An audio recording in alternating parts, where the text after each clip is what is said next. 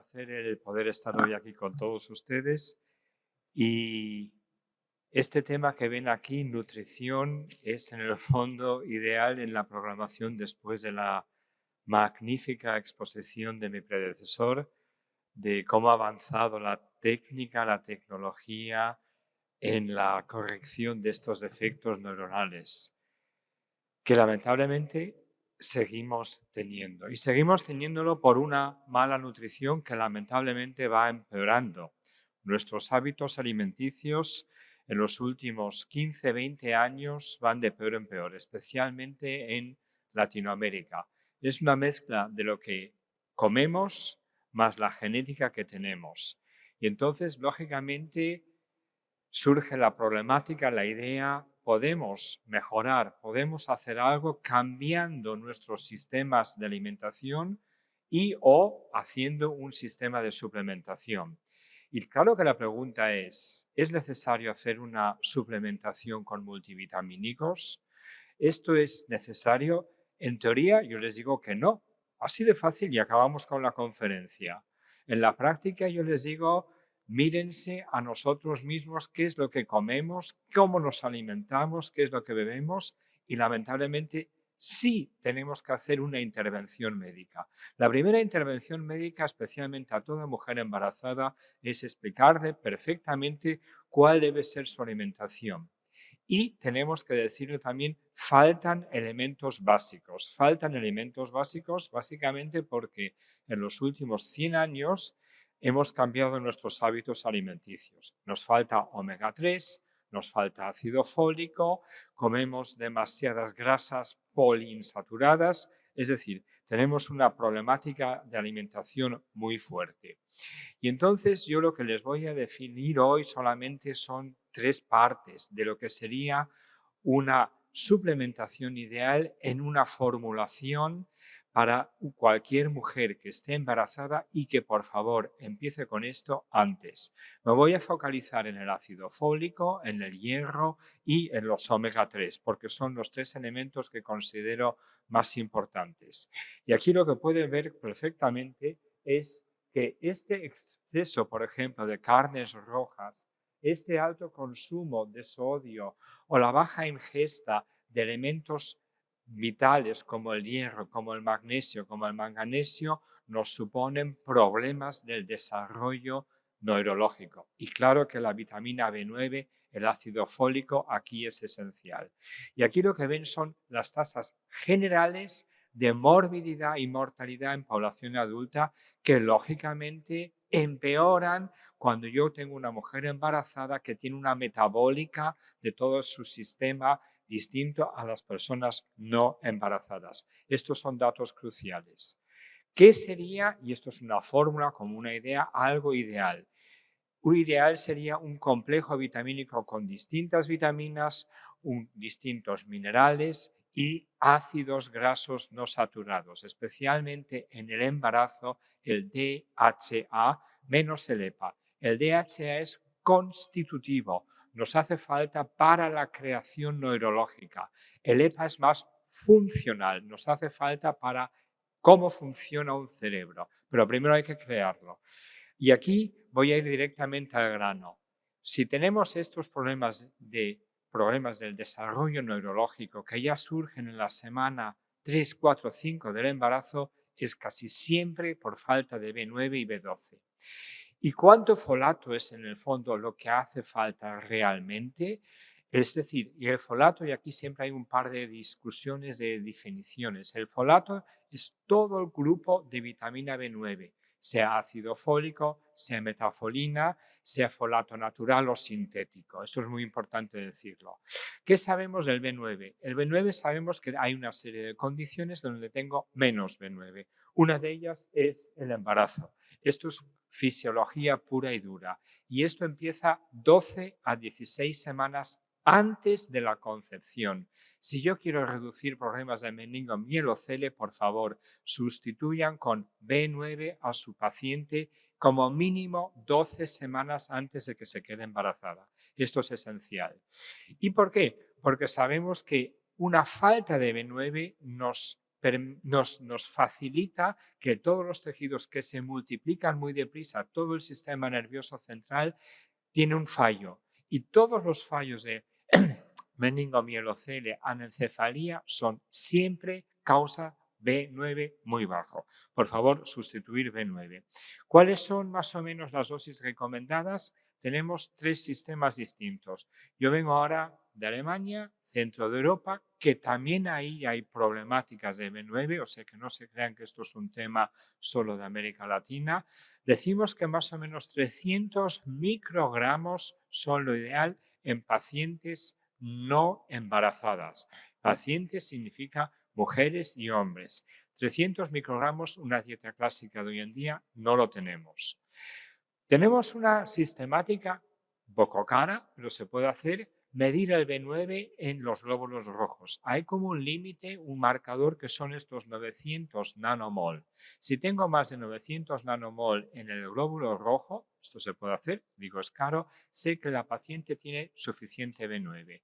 Si está por debajo, sé que esto es demasiado bajo. Esto es una técnica y sabemos que si suplementamos con B9 conseguimos llegar a estos niveles. Y aquí esto es un estudio que se hizo ya hace varios años en donde se vio si le doy 400, 600 o 800 microgramos de ácido fólico, consigo relativamente fácilmente llegar a este nivel. Pero lo importante es de que tenga este nivel antes de un embarazo. Y también es muy importante pensar siempre que el B9 está asociado al B12. Por favor, no den solo B9, siempre en conjugación con B12, porque aquí ven el trasvase de la metionina a la cisteína. Y entonces el ácido fólico, por otro lado, es metabolizado, es decir, yo tengo una serie de enzimas que me lo convierten en el ácido fólico biológicamente activo. Aquí da igual si yo doy ácido fólico o el producto final, porque la diferencia son 2 semanas. Si yo empiezo a tiempo, siempre tendré ácido fólico biológicamente activo suficiente para impedir lo que acaban de ver. Esto es el resultado de pacientes, mujeres que no han recibido ácido fólico. Y esto se puede eliminar fácilmente. Aquí ven una tabla de nutrición de los países del centro de Europa de habla alemana, que es muy similar al de la OMS, en donde se dice claramente que una mujer embarazada debe de tener de 400 a 500 microgramos. Sabemos que en los países de Europa del centro, para que tengan una idea, la mayoría de las mujeres tienen una ingesta de 200. ¿Y qué países han conseguido con una simple temática reducir este problema? Estados Unidos y Canadá, cuando hace ya 20 años en la harina por ley se suplementó con ácido fólico. Tienen otros problemas también de la obesidad, pero el ácido fólico suplementado en la harina bajó todos estos problemas de meningomielocele. 400 microgramos es una dosis estándar que se debería de usar siempre, esto o más. Hay varios sistemas, varias empresas que tienen esto y esto hay que conjugarlo con B12. El B12 es el cofactor para mi ciclo del cambio de metionina a homocisteína. Si no tengo B12, B9 no va a funcionar. Y B12 tiene que estar en este sistema que ven aquí. Es el cofactor esencial. Siempre se nos olvida. Y nosotros lo que tenemos que hacer es la interacción del 5-MTHF y la vitamina B12. Vitamina B12 es mal soluble y especialmente es el factor intrínseco. Tengo que tener unos 4 microgramos de ingesta al día. Si con 404 tengo esto, soluciono el problema. Muy deprisa, tenemos una falta de hierro, especialmente, y esto está surgiendo cada vez más, en las poblaciones vegetarianas y veganas. Es una moda el no consumir productos de carne. Sabemos que nos hace falta hierro. El consumo de hierro adicional sigue siendo muy complicado. Da igual si es el 2, el 3. No se crean aquí lo que les dice la gente de la industria del fármaco. La absorción sigue siendo mala. Pero lo que sí puedo hacer es, teniendo esta absorción para llegar a mi hemoglobina de 10, con una sustitución de unos 10 o 15 miligramos al día. Si sustituyo más, el problema es de que el intestino no me lo va a absorber. Siempre hay que decir a la mujer, haga una dieta equilibrada. Dieta equilibrada es vegetales, pescado, carne. Y la carne en el fondo cruda, más o menos. ¿Por qué? Si yo proceso la carne en el horno 2 horas, no hay nada de hierro. Sabrá muy bien el asado, pero nutricionalmente no tiene ningún valor. Y sabemos que tenemos que tener más o menos unos 10-15 miligramos para impedir estas anemias que casi todas las pacientes tienen. Sabemos que tenemos una prevalencia de mujeres con anemia con todos los problemas que esto sugiere en el embarazo.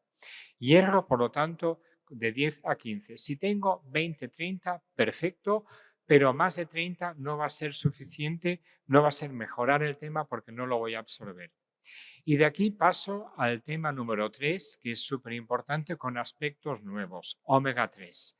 Los omega 3, es decir, los ácidos grasos no saturados, tienen una historia muy larga, pero tenemos ahora conocimientos casi más y más nuevos, básicamente no por lo que pueden leer en algunas guías, que esto mejora la inteligencia, mejora la visión, mejora la cognición. No, son potentes antiinflamatorios. Es decir, el DHA y el EPA lo que hacen es, y aquí ven los 3 clásicos, DHA, EPA y DPA, tienen una función para reducir cualquier elemento de inflamación y hay una palabra nueva en esta patofisiología, la resolución de la inflamación.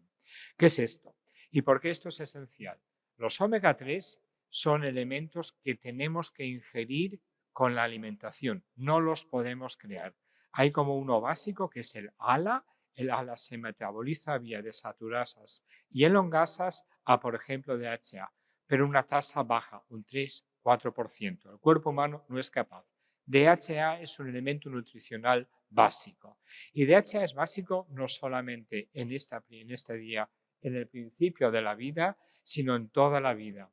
Sabemos que una mujer embarazada necesita DHA para mejorar las funciones cognitivas del recién nacido. Sabemos que las visiones, que la capacidad ocular mejora. Todo lo que sean los neuroreceptores del ojo son altísimamente DHA y EPA dependientes.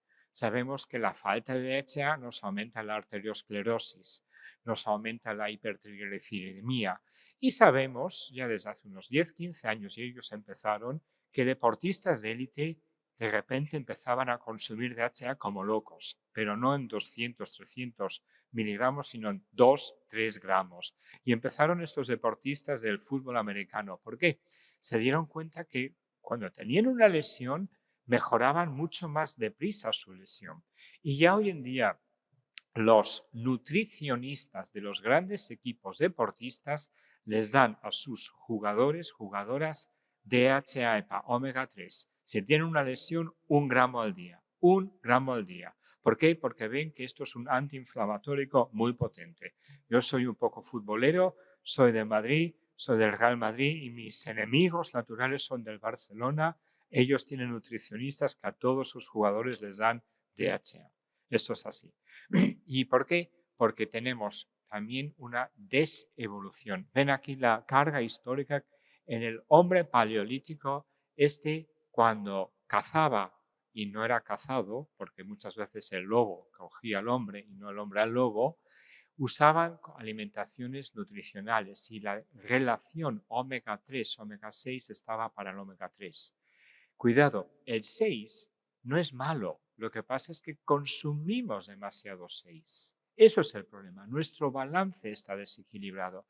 Y ven cómo la población americana o la población urbana de la India tiene una tasa de 6-3 de un 40-50-1. Y esto nos crea un estatus inflamatorio alto. ¿Cómo funcionan los omega 3? Los omega 3 entran directamente vía difusión a la célula y luego ahí son metabolizados y surge una serie de elementos que crean una resolución, es decir, antiinflamación. Esto es muy importante saberlo y estos elementos se conocen y hoy en día están muy bien estudiados.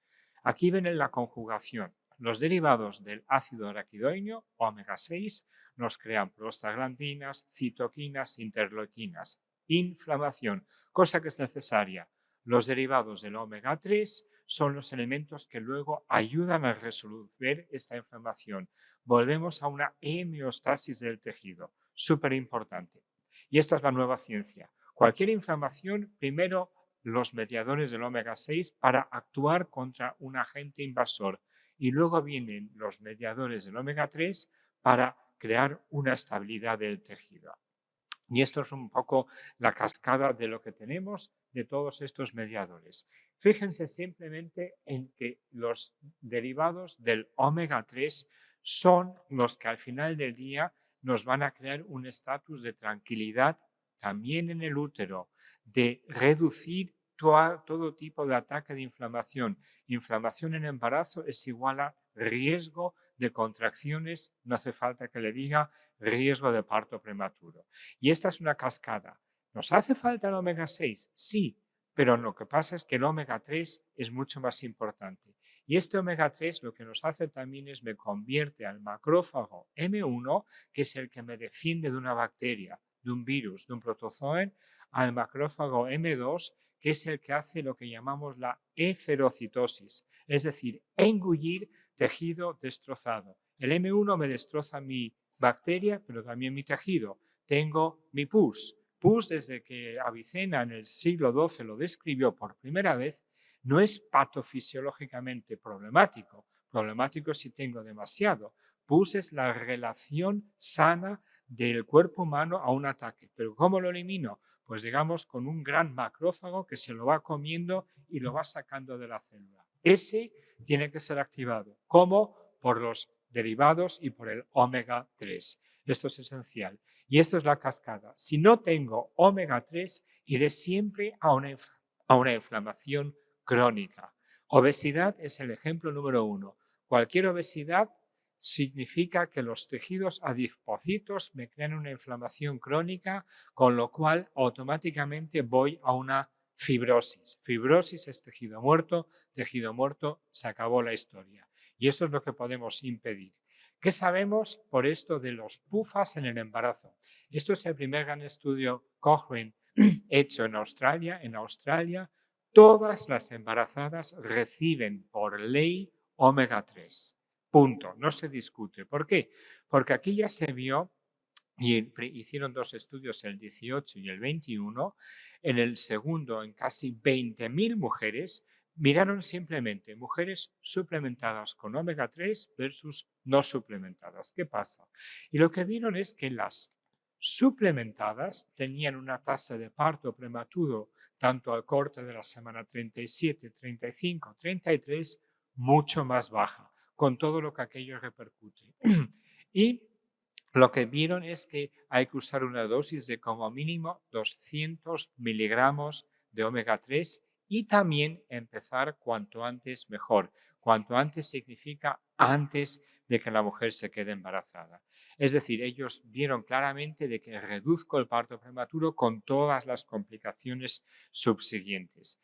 Y aquí es una recomendación de que hay que usar entre 200 y 300 miligramos de omega 3, empezar cuanto antes. No se sabe si durante todo el embarazo, pero como mínimo hasta la semana 20. Estos son los resultados del análisis Cochrane. Ven cómo tengo una reducción del riesgo del parto prematuro en la semana 37 del 11%, solo dando omega 3, nada más.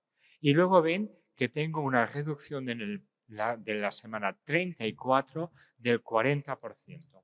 Esto es muy, muy importante para que lo sepan, que es una suplementación sencilla. Y, lógico, si yo tengo un antiinflamatorio, claro que voy a reducir la problemática de la super sobreexpresión de citoquinas en la temática de la preeclampsia. Aquí se ve que pacientes con preeclampsia tienen un déficit de los productos finales del omega 3. Estos son tejidos microscópicos. Lo que pueden ver clarísimamente es que la placenta con PE de preeclampsia no tiene estos factores de resolución. Es decir, si doy omega 3 también voy a reducir la problemática de la hiperinflamación en la preeclampsia. Con lo cual, sabemos que aquí tenemos un gran producto. No hay problemas de sobredosis o toxicidad. Se pueden usar 5 o 6 gramos de omega 3 al día y nosotros en el embarazo recomendamos entre 200 y 400 miligramos, muy importante. Y por último, hay que saber que tenemos la problemática también de la biodisponibilidad, es decir, un triglicérido va a ser mucho mejor absorbido que un etiléster. Esta química es esencial también en el mundo de los omega 3. Concluyendo, mi mensaje final es de que, por favor, no nos olvidemos de una suplementación temprana. Temprana significa en la semana 10, 12, antes del parto. Por favor, no se olviden del B9, B12, del hierro y, como último, de una suplementación con omega 3. Muchas gracias por su